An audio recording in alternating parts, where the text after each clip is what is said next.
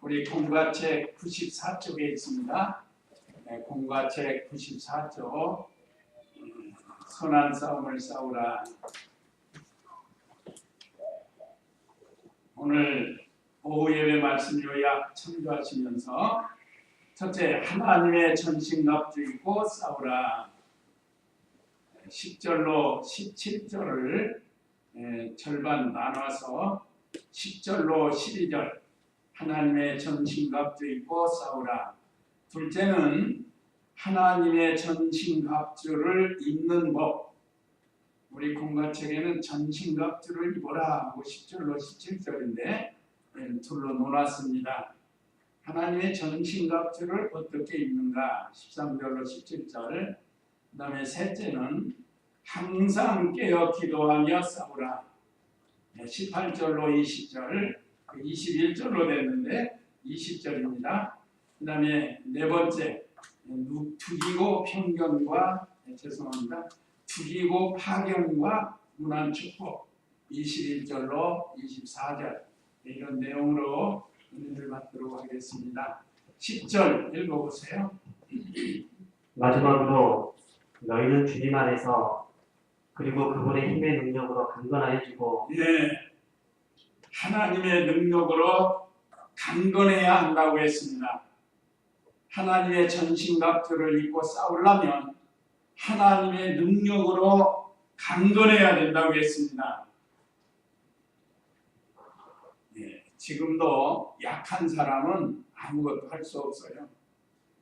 몸이 아파가지고 힘을 쓰지 못하는 사람은 믿는 일도 못하고 또 사회생활도 못하고 가정생활도 못해요. 그렇죠? 힘이 없어서 약하니까. 우리 신앙의 세계도 그렇습니다. 영적 세계, 신앙의 세계도 약한 사람은 믿는 일 잘 못해요. 주일도 제대로 못 지키고 우상숭배도 끊지 못하고 11조 생활도 못하고 하나님의 말씀을 잘 순종을 할 수가 없는 거예요. 그래서 교회 안에도 여러 성도가 있습니다. 어떤 성도는 하나님 말씀에 강건해서 하나님의 능력으로 강건해서 말씀을 잘 순종하는데 어떤 성도는 그렇게 못해요. 세상의 이치도 그런 일이 많습니다. 우리가 육체도 강건해야 돼요. 요즘 건강 위해서 사는 사람이 얼마나 많은지 모릅니다. 나름대로 비법을 배워가지고 건강하게 살라고 많이 노력하는데 그것도 필요하죠. 우리는 거기다 업그레이드를 시켜서 우리 신앙생활에 강건해야 돼요. 주님의 일을 좀 힘있게 감당을 해야 됩니다. 하나님이 우리에게 주신 새 생명, 중생한 영이 강건해야 선한 싸움을 잘 싸울 수 있다고 했습니다. 그래서 저와 우리 성도님들은 오늘 여기 말씀에 마지막으로 너희는 주님 안에서 그리고 그분의 힘의 능력으로 강건하여지고 오늘 에베소서가 오늘로 끝납니다. 이제 다음은 다음 장 빌립보서를 하게 되는데 오늘 마지막으로 너희는 했는데 사도 바울이 에베소 교회를 권면하면서 이제 마지막 부분에서 다시 한번 강조하는 말씀이에요. 주님 안에서 그리고 그분의 능력으로 강건하여지고 언제나 우리는 주님 안에서 강건해야 돼요. 주님 안에서는 말씀 안에서요. 말씀.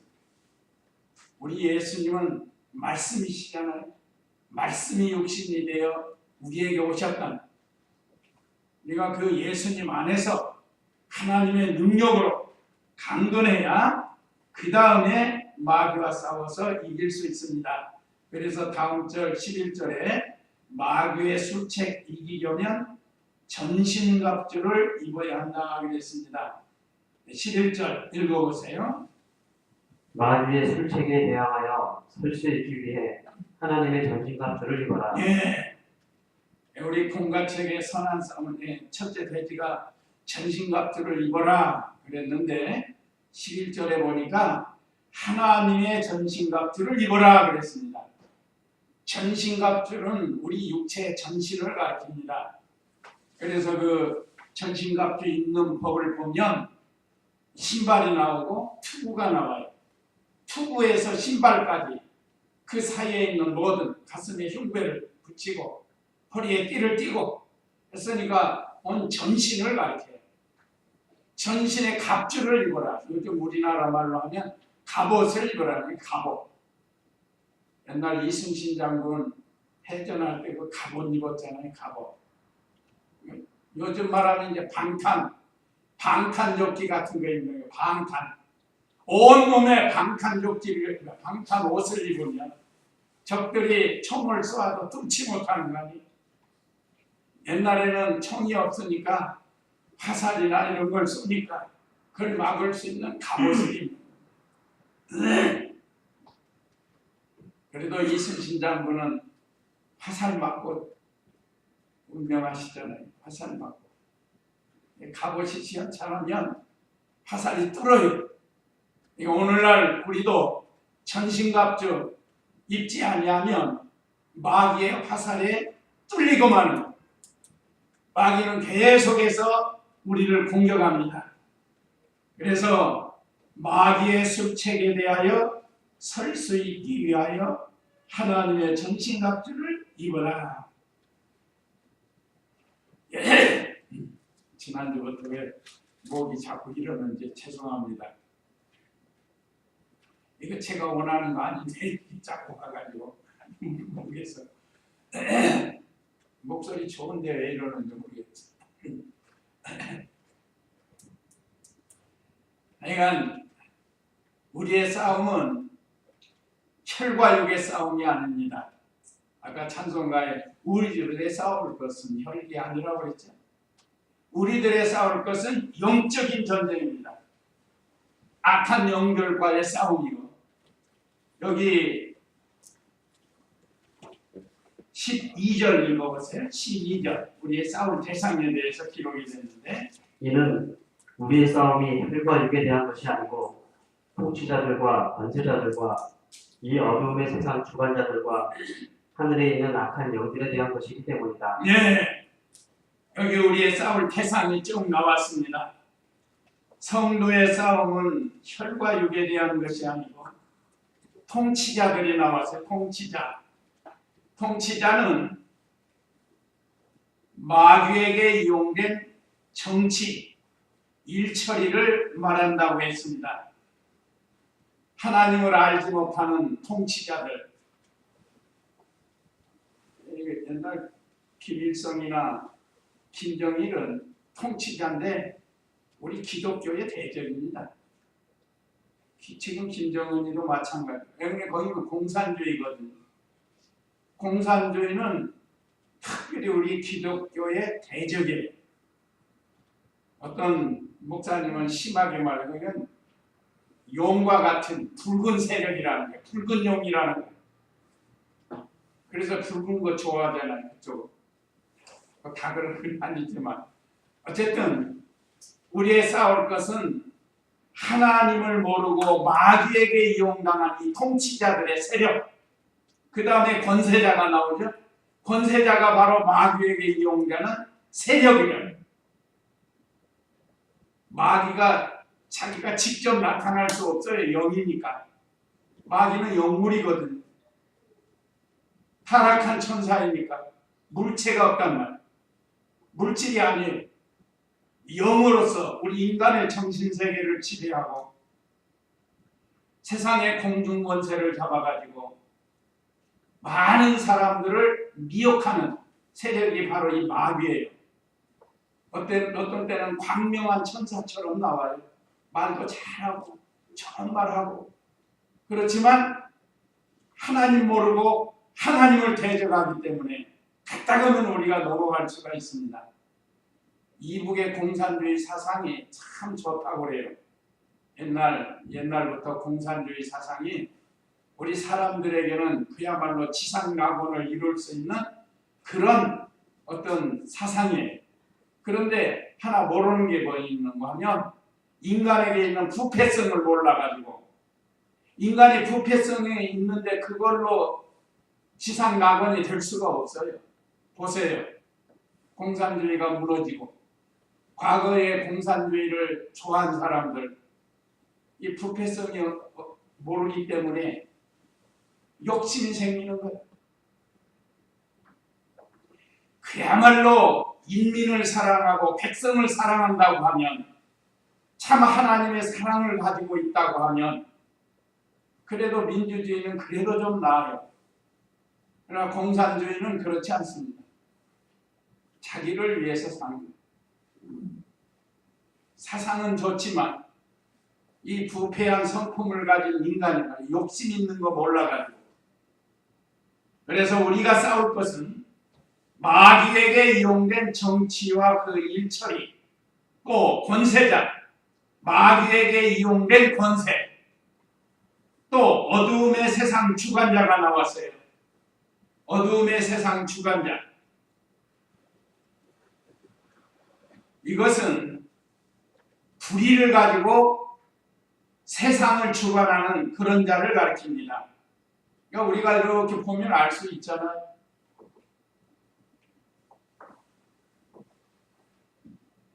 불의하게 세상을 다스리고 회사를 다스리고 얼마 전에 그 무슨 회장인가 사장인가 한 사람 얼마나 그 못된 일을 하다가 좀 걸렸잖아요. 갑질을 해가지고 자기보다 수하 사람들 두드러 패면서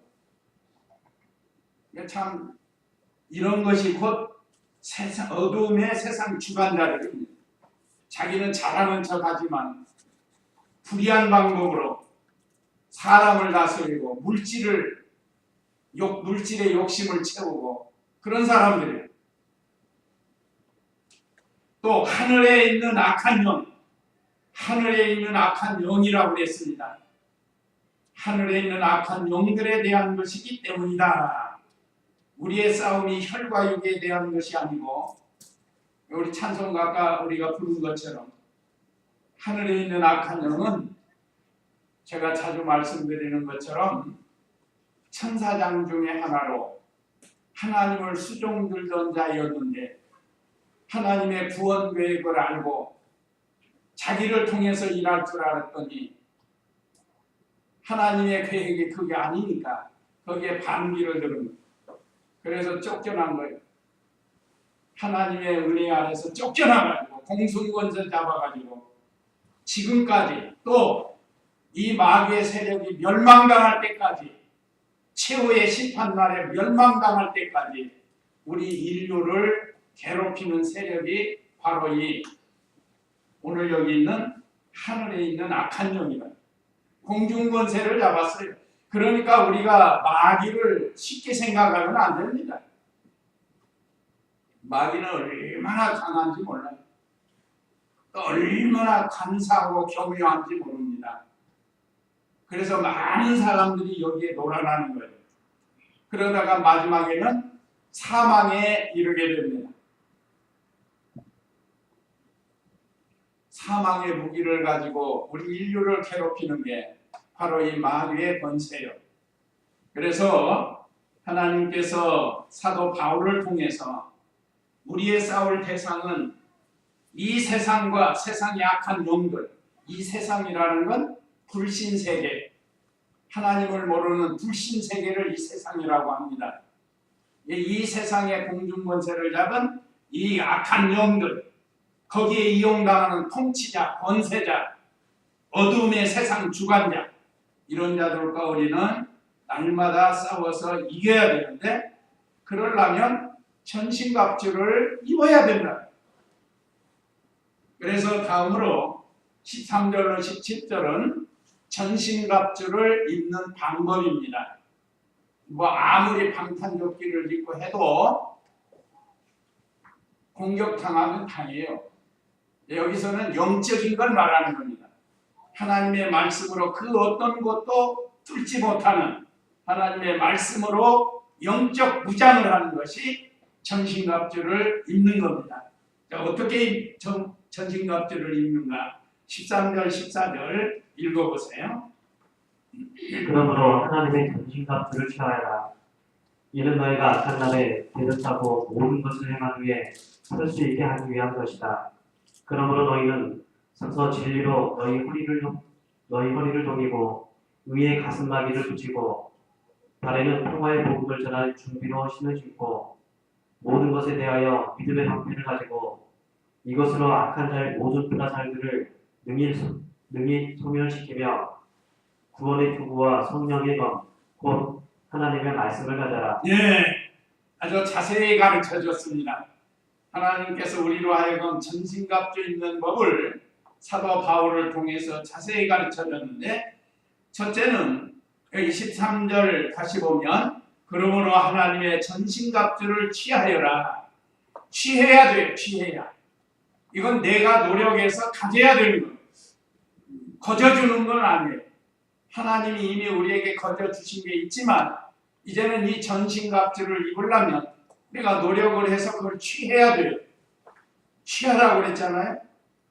취하라는 건 차지하라는 거예요. 받아 가지라는 거예요. 이는 너희가 악한 날에 대적하고 모든 것을 행한 후 설 수 있게 하기 위함이다. 잘 전신갑주를 입어야 이 악한 날에, 심판날에 모든 것을 다 승리로 행할 수 있고 설 수 있다는 것. 우리가 바로 서야 되는데 마귀는 어떻게든지 우리를 공격해서 쓰러뜨리려고 합니다.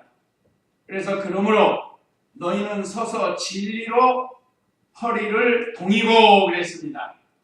이거 하나님의 말씀, 진리는 하나님의 말씀인데 하나님의 말씀으로 자기 간섭을 잘 하라는 거예요.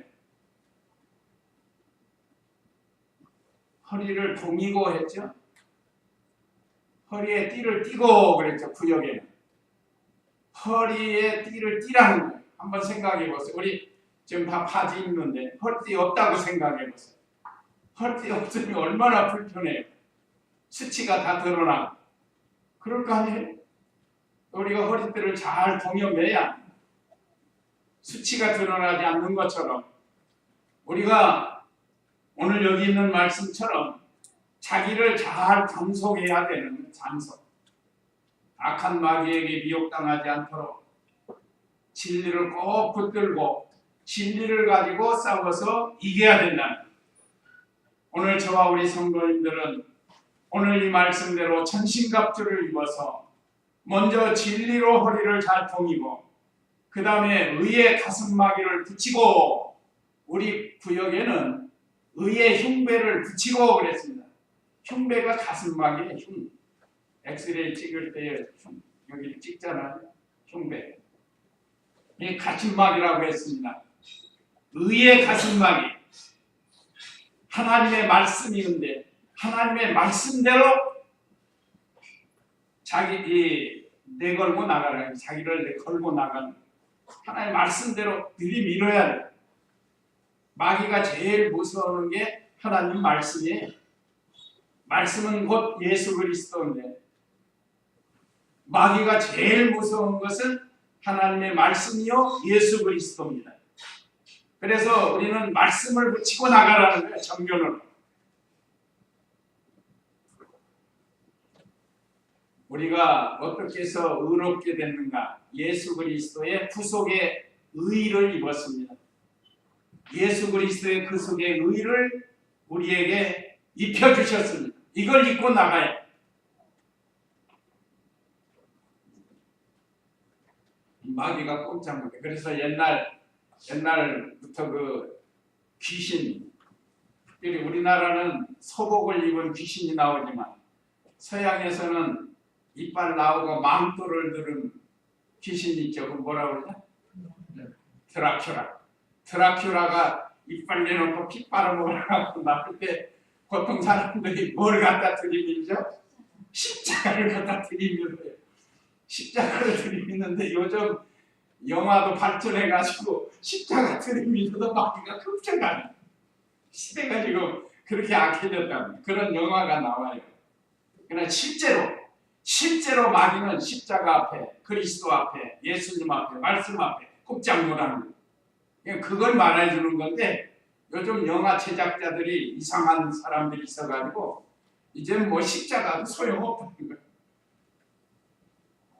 거예요. 그런데 뭐 우리가 미혹받을 일이 없지만 어쨌든 이 성경 말씀에 보면 의의 흉배를 붙이고 가슴마개로 밀고 나가는, 하나님의 말씀으로 밀고 나가는, 아무리 죄가 들어오려고 해도 하나님의 말씀으로 우리가 밀고 나가야, 앞세워 나가야 이길 수가 있다는 겁니다. 우리에게는 기본 의를 주셨어요. 예수님의 십자가 보혈로 의롭다 하고 얻게 해주셨습니다. 그 의를 가지고 나가면 마침내 승리해서 의의 면류관을 쓰게 되는 겁니다. 아까 찬송가일처럼. 그 다음에 15절로 16절에는 복음의 신을 신고 믿음의 방패를 가져야 한다 그랬습니다. 자, 발에는 평화의 복음을 전할 준비로 신을 신고, 지금 우리 전신이 다 나오는 거예요. 발에는 복음의 신을 신고 나가야 돼요. 복음의 신인데 무슨 복음의 신이? 평화. 요즘 매스컴에서 평화 얘기 많이 하죠. 평화. 그렇게 되기를 원합니다. 전쟁 나지 않고 평화롭게 나가는 거 얼마나 좋은 거예요. 그게 참 좋은 겁니다. 근데 먼저 내 자신이 평화를 누리고, 가정이 평화를 누리고, 교회가 평화를 하고, 나라도 평안하고, 교단도 평안하고, 그거 얼마나 좋은 거예요. 그런데 하나님의 복음, 평화의 복음을 가지고 발에 신으라는 겁니다. 이 복음을 전할 준비로 신을 신고, 다시 말하면 어디를 갈 때, 전도할 때 이 평화의 복음을 가지고 나가서 전도를 해야 된다는 거예요. 왜 평화인가? 공중권세 잡은 마귀에게 지금 속해 있는 사람들, 이 평화의 복음을 전해서 거기서 해방이 돼서 자유를 누릴 수 있습니다. 그래서 평화의 복음을 전해야 한다고 했습니다. 그 다음에는 믿음의 방패를 가져야 된다고 했습니다. 오늘 여기 16절에 보면 모든 것에 대하여 믿음의 방패를 가지고 이것으로 악한 자의 모든 불화살들을 능히 소멸시키며, 믿음이 최고예요. 믿음이 이기네. 믿음이 온 세상을 이기네. 여기 온 세상은 아까 말씀드린 공중권세 잡은 마귀의 세력을 이길 수 있는 건 오직 예수 그리스도를 믿는 믿음으로, 하나님의 말씀 믿음으로 이길 수가 있다는 겁니다. 여기 마귀의 불화살은 시험을 가르쳐요. 불같은 시험을 마귀가 우리에게 줘요. 오전에도 말씀드린 욥은 얼마나 큰 시험을 당했습니까? 이건 불같은 시험. 과거의 신앙의 선진들이 시험 당하는데 사드락과 메삭과 아벳느고는 불시험을 당했습니다. 풀무불에 들어갔어요. 보통으로는 살아날 수가 없습니다. 그런데 그들이 믿음으로 나가니까 하나님의 아들 성자가 비적 현상으로 그들과 함께 있어서 분명히 세 사람이 집어넣는데 네 사람이 불안하네. 그러나 하나님의 아들을 보낸 것, 비적 현상으로. 자, 이와 같이 아무리 마귀가 불같은 시험을 우리에게 한다 할지라도 믿음으로 나가는 그 다니엘은 사자굴에 들어갔지만 이게 불같은 시험이에요. 근데 하나님께서 사자의 입을 막아주시고 그를 건져주시지 않았습니까? 이거 보통은 그렇지 않아요. 보통 사자굴에 두면 다 땅에 떨어지기도 전에 벌쩍 뛰어가지고 사자가 그 붙들고 부스러뜨린다고 했습니다. 자, 이와 같이 믿음의 방패, 하나님의 말씀과 능력을 신뢰하는 그런 믿음이에요. 그러니까 우리가 실제로 살다 보면 여러 가지 시험이 와요. 알게 모르게. 우리가 넘어갈 때가 많죠. 그냥 넘어가지 말라는 겁니다. 왜요? 믿음의 방패를 가지고 있으라는 거예요. 옛날 사극 같은 데 보면 전쟁 나갈 때 방패 들고 나가잖아요. 방패는 철로 만든 겁니다. 철로 만들어서 상대방이 화살을 쏴도 뚫지 못하는 거예요. 그래가지고 그걸 가지고 나가서 방어를 한다. 오늘 우리는 이 믿음의 방패를 가져야 돼요. 어딜 가든지 믿음으로 나를 무장을 시키는 믿음으로. 그럼 믿음으로 승리할 수가 있습니다. 자녀 때문에 오는 시험, 물질 때문에 오는 시험, 사업으로 인한 시험, 뭐 얼마나 많은지 몰라요. 교회 안에서도 시험 오고 국가적으로 오는 시험도 있고 그런 걸 우리는 과거의 신앙의 선진들처럼 믿음의 방패를 해가지고 물리쳐야 되는 거예요. 나는 이길 수 없지만 하나님의 말씀과 능력으로 그걸 굴복해서 나갈 수 있다는 것. 그 다음에 세 번째는 17절에 구원의 투구를 쓰고 성령의 검, 말씀이 검은 말씀인데 성령의 검 가져야 합니다. 자, 17절에 보면 구원의 투구와 이거 계속해서 전쟁인데 옛날에 전쟁할 때 머리에 투구를 써요. 요즘도 군인들 보면 뭐 쓰죠? 모자 쓰잖아요. 그 총 쏴도 총이 뚫지 못하는 거예요. 얼마나 강해요. 옛날에는 철모라고 했었는데 철모. 요즘 그 휴전선 쪽에서 지금 뭐 철모 같은 거 녹슬 뭐 그런 거 막 발견하잖아요. 사실 좀 무겁긴 했을 거예요. 철모를 쓰고 다니고 하려면 풍화도 무겁고 무게가 상당히 많지만 그래도 생명이 중요하니까 머리를 보호하려고 투구를 쓴다는 거예요. 우리는 구원의 투구를 쓰라고 했습니다. 이건 구원에 대한 확신과 소망을 가르칩니다. 하나님이 반드시 구원해 주신다는 확신과 소망을 구원의 투구라고 하는 거예요. 그래서 저와 우리 성도님들은 하나님께서 우리에게 오는 어떤 시험도 오늘 이렇게 전신갑주를 입고 믿음으로 나가면 반드시 하나님께서 우리를 구원해 주신다는 이런 소망을 확신을 가지고 나가라는 것.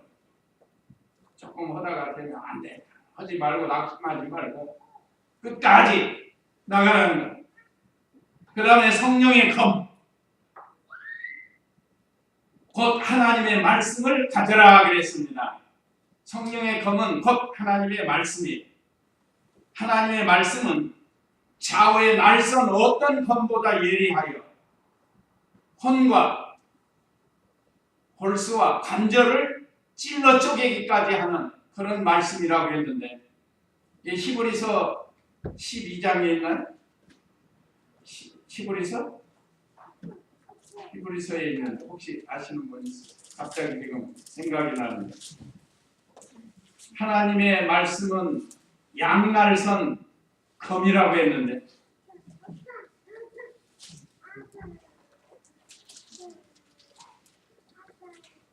그래가지고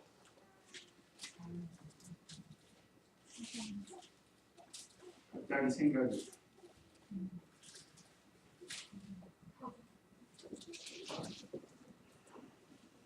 히브리서 네?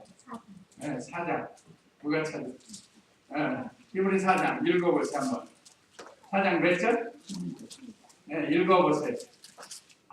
히브리 4장 하나님의 말씀은 살아있고 생동력이 있으며 네. 어떤 양날선 검보다도 더 날카로워서 혼과 영과 관절과 골수를 찔러 쪼개기까지 하며 마음의 생각과 의도를 분별해낸다. 예. 과거에 알았던 건데 갑자기 기억이 나. 구역 한번 볼까요? 저는 구역이 익숙해가지고 하나님의 말씀은 살았고 운동력이 있어 좌우의 날선 어떤 것보다 예리하여 혼과 영과 및 관절과 골수를 찔러 쪼개기까지 하며 또 마음의 생각과 뜻을 감찰하시나니 그랬습니다. 히브리 4장인데 거꾸로 말해서 12장을 꼭 12절을 장으로 말해요. 자, 하나님의 말씀은 살았고 운동력이 있다는 것. 언제나 역사를 하는 거예요. 말씀이 운동하는 것처럼 일을 하는 겁니다. 그래서 이 하나님의 말씀은 좌우의 날선검인데 이쪽에도 날이 있고 이쪽에도 날이 있어요. 그래서 이리 쳐도 갈라지고 저리 쳐도 갈라지고 하는 거예요. 그러니까 뭐 날이 두 개니까. 그래서 이 하나님의 말씀을 성령의 검으로 가지고 잘 분별하고 또 잘라낼 거 잘라내고 갈라내야 됩니다. 세상에 잘못된 풍습 같은 거 잘라내야 전신갑주로 입고 승리할 수가 있다는 거예요. 그래서 저와 우리 성도님들이 하나님의 말씀의 전신갑주를 잘 입어야 되겠습니다. 입는 법 자세히 가르쳐줬죠. 진리로 허리를 띠고 가슴에는 흉패를 붙이고 복음의 신을 신고 믿음의 방패를 가지고 구원의 투구를 쓰고 성령의 검 말씀을 가져야 된다. 그래서 날마다 승리해야 선한 싸움을 잘 싸워서 이길 수 있다는 것. 그 다음에 18절로 20절은 항상 깨어 기도하며 싸우라. 18절 읽어보세요. 모든 기도와 간구로 항상 성령으로 기도하고 이를 위하여 모든 인내와 성도를 위한 간구로 깨어 있어라. 또 나를 위해 기도하기를 내게 말씀을 주셔서 내가 입을 열어 복음의 비밀을 담대히 알리게 해주시라고 하여라. 예, 여기 항상 성령 안에서 인내하며 기도하라. 첫째 소진님, 성령 안에서 기도하라. 공가책이 이렇게 됐는데 항상 성령 안에서 인내하며 기도하라. 이거는 성령의 감동을 입어가지고 기도하라는 것. 기도할 때 성령의 감동을 입어서 기도해야 하나님이 받으십니다. 그러려니 성령의 감동을 받으려면 죄를 찾아서 회개해야 돼요. 죄가 있으면 가로막힙니다. 보일러에 막히는 것처럼 처음에 막히면 나중도 막히고 나중이 막히면 처음도 막히게 돼요. 그러니까 기도가 막히지 않도록 죄를 빼게 해야 되고 그 다음에 자신을 부인하고 전심을 기울여서 기도해야 한다고 했습니다. 기도할 때는 자기를 위해서일 뿐만 아니라 다른 사람을 위해서도 기도해야 되는, 다른 성도를 위해서도 기도해 주는, 또 가족들을 위해서도 기도해야 돼. 믿지 않는 가족들을 위해서도 기도해야 돼. 하나님이 우리에게 기도의 특권을 주셨는데 이 기도 생활을 잘 해야 된다. 그 다음에 19절에는 18절 하반절과 19절에는 성도와 교역자를 위해서 기도하라고 했습니다. 오늘 여기 18절 하반절에 성도를 위한 간구로 깨어 있어라 그랬습니다. 우리가 다른 성도를 위해서 기도하고 19절에서는 또 나를 위해 기도하기를, 여기는 사도 바울을 위해서 기도하라고 에베소 성도들에게 가르쳐주고 있습니다. 그래서 오늘 성도들은 자기를 위해서 기도할 뿐만 아니라 교역자를 위해서도 기도해줘야 돼요.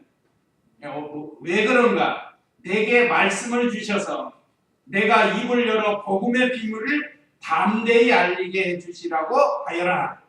그러니까 결국은 하나님의 종이 말씀을 바로 가르치고 말씀 잘 가르치라고 기도해 주라는. 그러니 우리는 말씀이 생명입니다. 요즘 강단에서 말씀이 사라지고 있다고 하는데 세상 얘기하고 과학 이야기나 정치 이야기하고 그러는데 우리 성도들은 말씀이 생명이에요. 말씀을 바로 배우고 바로 전할 수 있도록 교역자를 위해서도 기도해 주라는 것. 그래서 우리 돌아가신 이병규 목사님 안수할 때도 참으로 말씀의 종이 되게 해달라고 늘 기도하시고, 말씀의 종. 이게 우리 교육자에게서는 생명입니다. 하나님의 말씀, 복음의 비밀, 담대히는 이 당시 상당히 어려운 때니까 기죽지 않고 두려워하지 않고 잘 전할 수 있도록 하라는 겁니다. 아직은 우리나라도 말씀 전하는데 그렇게 누가 뭐라고 하는 자꾸 법을 만들어요. 지금 다른 종교를 비방하거나 또 이상한 동성연애자들, 소수자들에 대해서 나쁘게 얘기하는 거, 이런 거 못하게 한다. 성경에는 가르치라고 했는데 이거 못하게 하면 되겠어요? 우리가 이걸 담대히 전할 수 있도록 교역자를 위해서, 또 우리 자신도 마찬가지, 우리 자신도 확신을 가지고 하나님의 말씀에 굳게 서서 아닌 건 아니라고 말해줘야 돼요. 그냥 두리뭉실 넘어가면 안 됩니다. 소수자들이 죄를 짓고 가는데도 소수자라고 해서 그걸 용납해주면 안 돼요. 요즘 자꾸 해주잖아요. 군대 안 가게 하는 것도 법을 만들었는데, 그래서 이제 2배, 3배로 다른 데서 복무하게 하려고 그러는데 그것도 싫어해요. 그 사람은 정말로 총 잡는 게 싫으면 생명 내어 그보다 더한 것이라도 해야죠, 가서. 근데 불평등하다고 또 이제 소송을 거는 거예요. 어쨌든 오늘 저와 우리 성도들 이 말세치 말에 비진리, 이단, 사이비, 이런 잘못된 것들, 세상 풍조 잘못된 것들, 동성연애 합법화하려고 하는 것, 이런 것들 우리가 다 잘못됐다고 말해주고 담대히 전해야 됩니다. 우리의 복음, 참 복음을 전해야 돼요. 그 다음에 20절 읽어보세요. 이를 위해 내가 사슬에 매인 대사가 된 것은 내가 이 일에 마땅히 할 말을 담대히 하게 하시려는 것이다. 예, 바울과 같이 담대히 복음을 전해야 한다는 겁니다. 항상 깨어서 기도하고 싸우는데, 선한 싸움을 싸우는 건데, 이건 바울과 같이 담대히 전해야 된다는 것.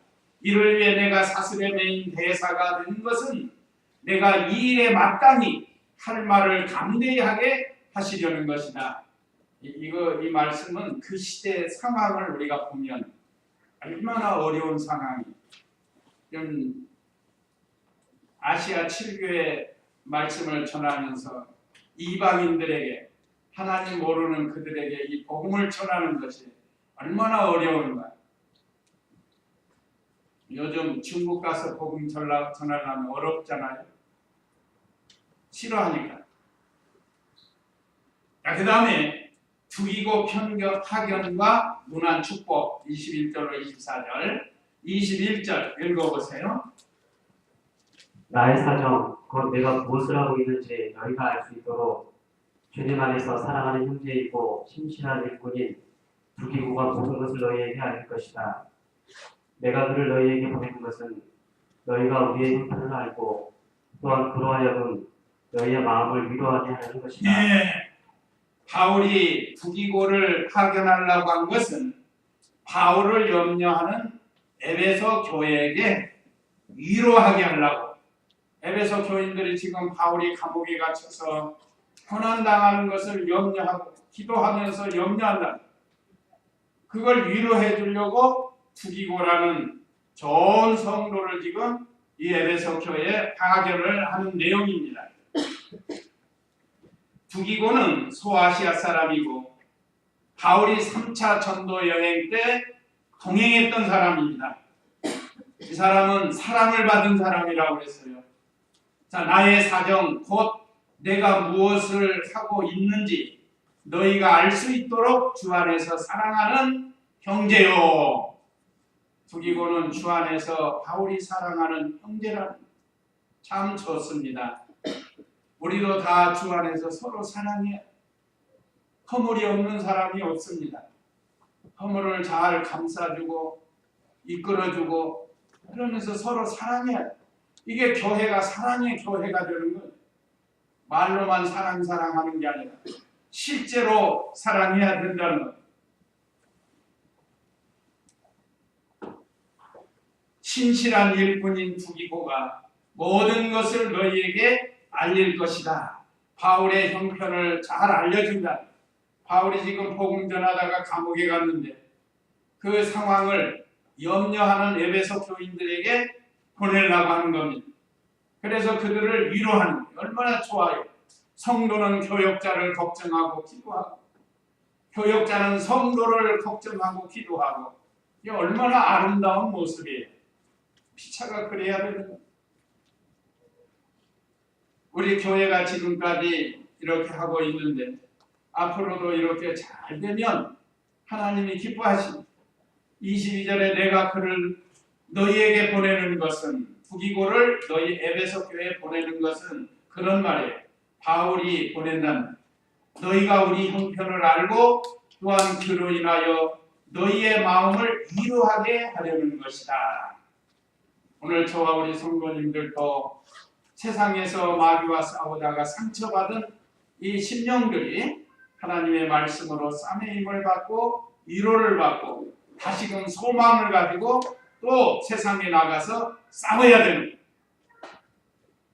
그래서 바울이 두기고를 에베소 교회에 파견하는 목적을 말해주었습니다.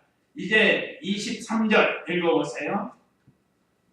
하나님 아버지와 주 예수 그리스도께로부터 평안과 믿음을 겸한 사랑이 형제들에게 있을지어다. 우리 주 예수 그리스도를 변함없이 사랑하는 모든 자들에게 은혜가 있을지어다. 예, 평안과 믿음과 사랑이 있기를 축복했습니다. 여기 두기고 파견과 문안 축복이라고 그랬죠? 이 축복. 사도 바울이 에베소 교회를 축복하는 그런 내용의 말씀입니다. 참 인생의 행복 중에 하나가 평안이에요. 평안. 마음이 평안. 이 사람이 늘 불안하고 초조해서 사는 사람이 있는데 우리 성도님들은 그러지 말고 다 주님께 맡기고 우리의 마음이 평안을 누리라. 모든 일은 주께로부터 됩니다. 그래서 바울이 가장 우리 인생에 있어서 중요한 행복 중에 하나인 평안의 축복을 말해줬습니다.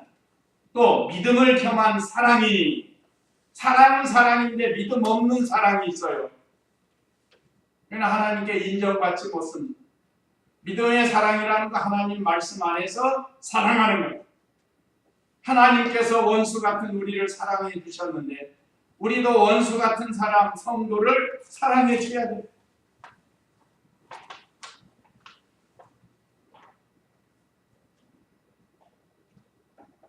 자, 평안과 믿음을 겸한 사랑이 형제들에게 있을지어다 하고 축복했습니다. 우리가 이런 은혜 속에 살아야 되겠어요. 마지막으로 우리 주 예수 그리스도를 변함없이 사랑하는 모든 자들에게 은혜가 있을지어다. 예수님을 변함없이 사랑하는 자에게 축복한 이 최고의 축복이에요. 오늘 저와 우리 성도님들도 오늘 이 말씀대로 우리 주 예수 그리스도를 변함없이 사랑해서 하나님이 주시는 은혜가 있는 이런 성도들이 되고 교회가 되고 가정이 되어야 되겠습니다. 하나님을 사랑하는 모든 자들에게 여기서는 에베소 교회에게 했지만 우리에게도 주시는 말씀이에요. 하나님께서 바울을 통해서 우리에게 주시는 귀한 은혜 축복의 말씀드립니다. 그래서 오늘 한 주간도 하나님 은혜 속에서 승리하는 우리 성도님들 다 되시기 바랍니다. 이제 이 말씀 기억하시고 우리 잠시 다 같이 기도하시겠습니다.